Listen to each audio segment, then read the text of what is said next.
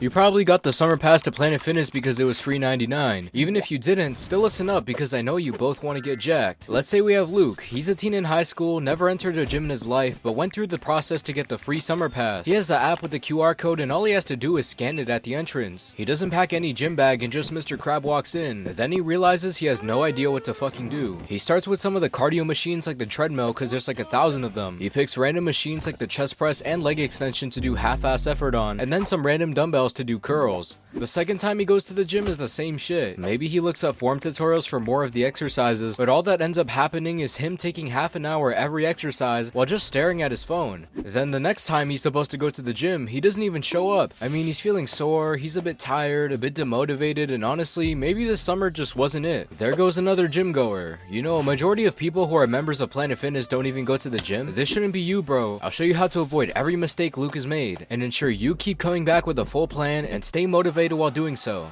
And by the end of this video, there will be a free document with a full workout routine and pages of extra instructions. Now let's go get jacked.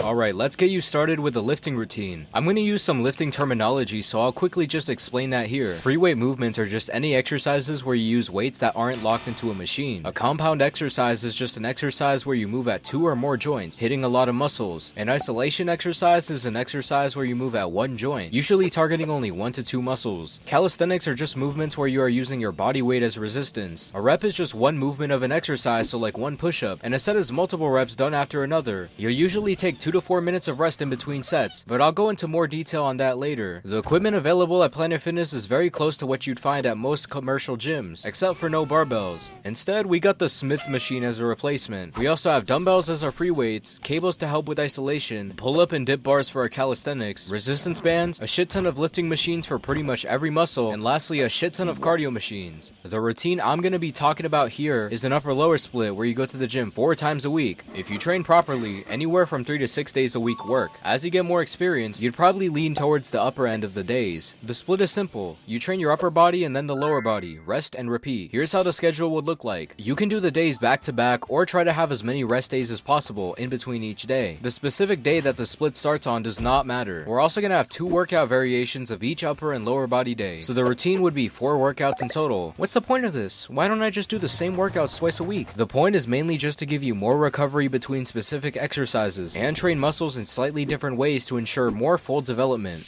Anyways, let's start with the upper days. For upper day 1, we got 5 sets of 5 Smith machine bench press, 3 sets of 8 to 10 assisted pull-ups, 3 sets of 8 to 10 incline bench, 3 sets of 10 to 12 seated lateral raises, and 3 sets of 10 to 12 on bicep curls. So we're starting off with the heavy compound exercise that we're the strongest on, so we can handle the most weight while we're fresh. This is known as the main movement, so I lean towards using lower reps and higher volume for more practice with the heavier loads. Then we train some lats and another pressing exercise. After that are just simple isolations to get the smaller muscle groups in the arms. You'll notice this pattern will remain the same for the rest of the days, starting with compounds and ending with isolations. Planet Fitnesses do have an assisted pull-up machine, so don't worry if you can't do pull-ups yet. You can, however, work up to doing actual pull-ups once you can do assisted pull-ups without any assistance weights. For upper day 2, we got 5 sets of 5 Smith machine overhead press, 3 sets of 8 to 10 assisted chin-ups, 3 sets of 8 to 10 dumbbell bench, 3 sets of 10 to 12 standing lateral raises, and 3 sets of 10 to 12 tricep pushdowns. Instead of starting with a bench press, which is mainly a chest movement, I chose an overhead press, which is mainly a shoulder movement, for more balanced development between the two. Instead of curls, I also added tricep pushdowns for tricep training to balance out the volume. You can experiment with doing curls and triceps on both days if you want extra work. All of these exercises should cover pretty much every upper body muscle, except for a bit of the upper back and abs. It's okay though, cause I'll get to that soon. For lower day 1, we got 5 sets of 5 Smith machine squats, 3 sets of 8 to 10 hip thrusts, 3 sets of 8 to 10 Smith machine rows, 3 sets of 10 to 12 leg curls, and 3 sets of 10 to 12 leg raises. So on each lower day, we're gonna have rows to develop the upper back. Why are these on the lower day and not the upper day? This is for 1, to spread the exercises more evenly between the upper and lower days. There's a lot more muscles on the upper body than the lower body, so most upper-lower programs have like 10 exercises in the upper day and maybe 3 on the lower day. This allows us to have similar exercise amounts per day. And 2, to take advantage of the fact that the back isn't just the back, it's many muscles, so you can actually train it very frequently. Hitting it 4 times a week with 1 exercise per day, you'll be able to hit every exercise exercise more fresh. I also include abs on the lower days since they're used to stabilize the torso for most leg movements. However, in the case with Planet Fitness, because you're doing mainly machines, your abs actually don't get used very much if at all. So I added in some direct work here to help counteract that. For lower day 2, we got 5 sets of 5 Smith machine Romanian deadlifts, 3 sets of 8 to 10 leg press, 3 sets of 8 to 10 dumbbell rows, 3 sets of 10 to 12 leg extensions, and 3 sets of 10 to 12 cable crunches. And that sums up the entire routine. Make sure you just stick to the program and don't change anything around unless I said it would be fine. See how your body responds to it after at least a month, and see what changes you can make from there. No changing literally every exercise. Some changes you can make are swapping squats with Bulgarian split squats, Smith machine rows for single arm dumbbell rows, and some of the ab exercises for oblique exercises like cable twists and or side leg raises. This is just the exercises themselves though. You can't just walk into a gym and immediately do this routine, so I got you with what to do for warm-ups.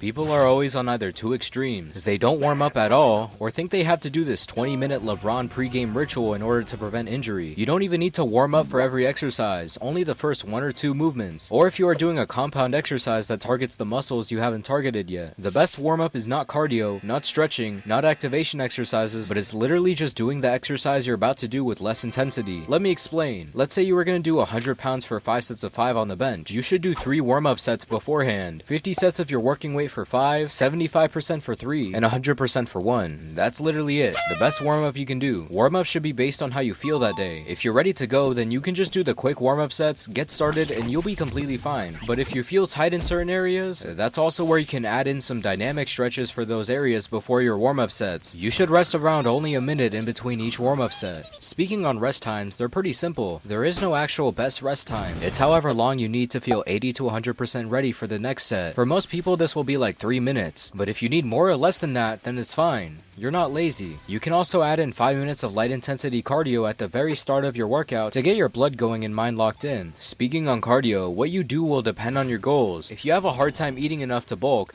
I would try to limit cardio a bit, but other than that, I would always add in like 20 to 40 minutes of steady state cardio on a machine after your workouts in order to keep work capacity up. Cardio adaptations don't really build muscle, but they can help your lifting a shit ton. Next up, before you even pick up a weight, you need to know what weights to use in the first place.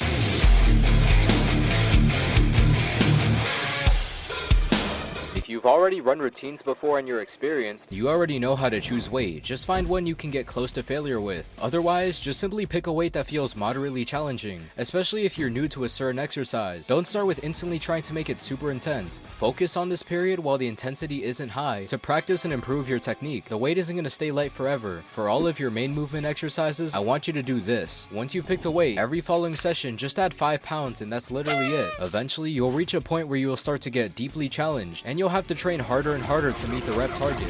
For every other movement, like the ones with rep ranges instead of just a target rep count, I want you to do the same, adding 5 pounds until you can only do an amount of reps within the rep range. Once you only do the reps within the range, then each following session, instead of adding weight, I want you to go for more reps until you have reached the end of that range. Once you have hit the end range reps for 2 sets, then the next session, add 5 to 10 pounds and repeat this cycle. The method of just adding 5 pounds is also known as linear progression, and it's a great common progression for beginners. The second method is known as dynamic double progression because you're progressing not just in weights, but also in reps. This all seems maybe a bit complicated, but all it is just a basic set of principles you gotta follow, and you'll be making good progress. Lastly, all we have left is getting you ready for actually going to and being in the gym.